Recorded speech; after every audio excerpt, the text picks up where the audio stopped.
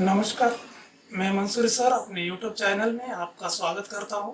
आज हम 9वीं कक्षा में दी हुई छठी कविता ए सखी के बारे में अध्ययन करेंगे, जिनके कवि है आमिर खुसरो। आमिर खुसरो जी उत्तर प्रदेश के रहने वाले हैं तथा उन्होंने हिंदी और फारसी भाषा में एक साथ लिखा है। उनकी लिखने की शैली बहुत ही निराली है। वह पहेलियों के माध्यम से इस कविता में कुछ कहने जा रहे हैं और उनका जवाब भी वह खुद ही देते हैं तथा उनकी कविता जो सारांश के रूप में अगर वह देखा जाए तो हमें यह दिखाई देगा कि कवि अपनी पहेलियों के माध्यम से बताते हैं कि रात के समय आने वाला और सुबह घर चले जाने वाला तारा है। सबकी शादी में आता है और मीठे बोल गाता है। वो ढोल है। जल पिलाकर प्यास बुझाने वाला लोटा है। सोते समय काट कर चले जाने वाली मक्खी है।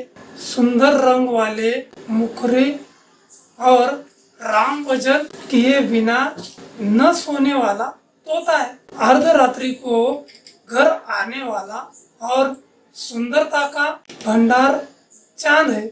आंखों की शोभा बढ़ाने वाला काजल और आंखों से एक क्षण भी दूर न होने वाला काजल है। जीवन नाम से प्रसिद्ध और क्षण में हृदय की पीड़ा दूर कराने वाला जल है। आते ही प्रसन्नता लाने वाला और छाती को शीतल करने वाला पत्र है। इस तरह कई सारी पहेलियां यहाँ पर दी गई है। उन्हें हम एक एक कर जानने की कोशिश करेंगे। रात समय वह मेरे आवे, भोर भये वह घर उठी जावे। यह अचरज है सबसे न्यारा, ए सखी साजन ना सकी तारा। प्रस्तुत कविता में कवि सखी से पहेलियां बुझाते पूछते हुए कहते हैं, रात के समय वह मेरे पास आते हैं, सुबह होते ही वह उठकर घर चले जाते हैं। यह आश्चर्य सबसे न्यारा है, ए सखी क्या यह साजन है? और स्वयं उत्तर कहते हैं, नहीं सखी यह तारा है। वह आवे तब शादी होए, उस दिन दूजा और न कोई।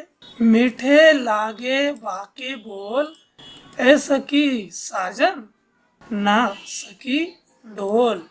कवि आगे की पहेलियां बुझाते हुए कहते हैं, वह आता है तब शादी होती है।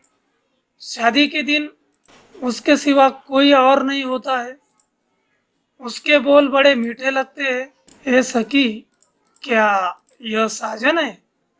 फिर स्वयं उत्तर देते हैं, नहीं सखी यह ढोल है। जब मांगू तब जल भरी लावे, मेरे मन की तपन बुझावे। मन का भारी तन का छोटा, ए सखी साजन ना सकी लोटा।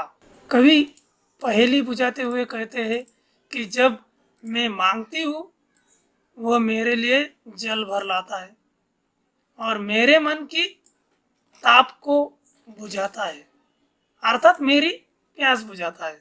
भले वह शरीर का छोटा है लेकिन उसका हृदय विशाल है। हे सखी क्या यह साजन है?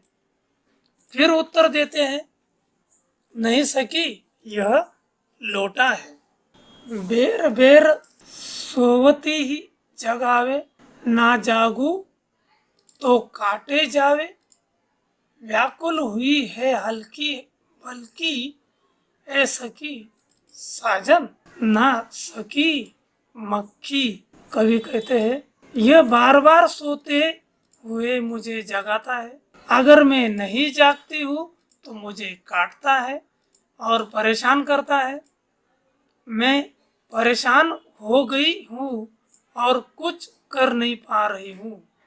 हे सखी क्या यह साजन है? फिर स्वयं उत्तर देते हैं, नहीं सखी यह मक्खी है। अति सुरंग है रंग रंगोली, अति सुरंग है रंग रंगीलो, है गुणवंत बहुत चटकीलो, राम भजन बिन कभी न सोता, क्या सकी साजन ना सकी तोता। कवि कहते हैं वह बहुत ही सुंदर रंग वाला है और खुश मिजाज है, उसके साथ ही वह गुणवान और चमकीले रंग का भी है। राम का भजन किए बिना वह कभी नहीं सोता, है सखी क्या यह साजन है। फिर खुद ही उत्तर देते हैं नहीं सकी यह तोता है। अर्धनिशा यह आयो भौन, सुंदरता बरने कवि कौन, निरखत ही मन भयो आनंद, क्यों सकी साजन नहीं सकी चंद। कवि कहते हैं वह बहुत ही सुंदर रंग वाला है और खुश मिजाज है। कवि आगे पूछते हैं आधी रात को वह भवन मतलब घर में आता है, उसकी सुंदरता का वर्णन कोई कवि नहीं कर सकता, उसे देखते ही मन आनंद से भर जाता है। हे सखी क्या वह साजन है। फिर कवि उत्तर देते हैं नहीं सखी वह चंद्रमा है। शोभा सदा बढ़ावन हारा, आखिन से छिन होत न न्यारा, आठों पहर मेरो मनोरंजन, क्या सकी साजन ना सकी अंजन। कवि आगे पहली बुझाते हुए कहते हैं हमेशा आंखों की सुंदरता को बढ़ाने वाला है तथा आंखों से क्षण भर के लिए अलग नहीं होता है। आठों पहर ये मेरे मन को भाता है, ये सखी क्या यह साजन है। फिर खुद उत्तर देते हुए कहते हैं नहीं सकी यह काजल है। जीवन सब जग जोसो कहे, वहाँ बिनु नेक न धीरज रहे, हरे चिनक में हिय की पीर, क्यों सकी साजन ना सकी नीर। कभी पुनः प्रश्न करते हुए कहते हैं जिसे सारा संसार जीवन कहता है तथा जिसके बिना सज्जन भी धैर्य नहीं रख सकता, यह एक क्षण में हृदय की पीड़ा को हर लेता है सकी यह साजन है। फिर उत्तर देते हुए कहते हैं नहीं सकी यह नीर है यानी जल है। बिन आए सब ही सुख भले, आए ते अंग अंग सब फुले, मेरा वही लगावत छाती, सीरा वही लगावत छाती, क्या सकी साजन ना सकी पाती। कवि आमिर खुसरो जी ने पहली बुझाते हुए कहते हैं उसके न आने पर कुछ भी अच्छा नहीं लगता, अर्थात जैसे सारा सुख भूल जाता है और जब वह आता है तो अंग अंग में प्रसन्नता छा जाती है, उसे सीने से लगाते ही छाती शीतल हो जाती है। हे सखी क्या यह साजन है। फिर स्वयं ही उत्तर देते हैं नहीं यह तो पत्र है। इस तरह आमिर खुसरो जी कई सारी पहेलियों के बारे में बताते हैं तथा उनके उत्तर भी वह स्वयं ही देते हैं। यहाँ पर पहेलियों के साथ साथ हमें अब कुछ प्रश्नों के बारे में भी जानकारी लेना आवश्यक है। जैसे कि यहाँ पर जो पैराग्राफ दिए गए हैं उनके अनुसार यहाँ पर कई तरह के संजाल पूरे करने के लिए पूछे जा सकते हैं। उदाहरण के तौर पर अगर हम देखें तो सबसे अनोखा आश्चर्य दो जवाब देने होंगे। रात के समय वह आता है, भोर होते ही घर चला जाता है। दूसरा सवाल भी पूछा जा सकता है संजाल के अंतर्गत, ढोल की विशेषता। पहली विशेषता हम दे सकते हैं, आता है तो शादी होती है। मीठे बोल, यह दूसरी विशेषता हो सकती है। उसी तरह आकलन के रूप में कई सारे सवाल पूछे जा सकते हैं, जैसे एक एक शब्द में उत्तर लिखिए। तारे के आने का समय, इसका उत्तर हमें एक शब्द में देना है, जैसे रात। मीठे बोल वाला ढोल, तारे के जाने का समय, भोर। इस तरह एक एक शब्द में उत्तर देने हैं।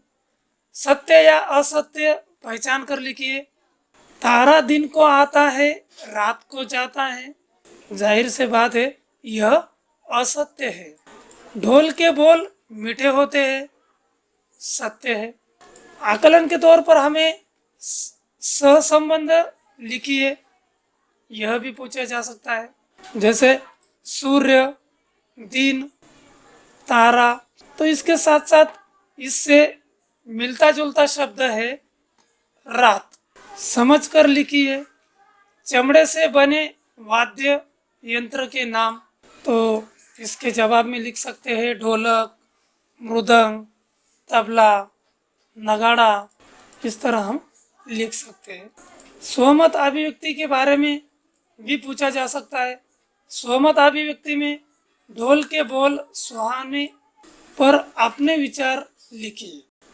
इसके बारे में आपको 8-10 पंक्तियों में अपने विचार लिखने होंगे। इस तरह हम परिच्छेद को अच्छी तरह से पढ़कर इसमें से पूछे जाने वाले हर एक सवाल का जवाब हम उसी परिच्छेद से चुनकर दे सकते हैं। ठीक है, धन्यवाद।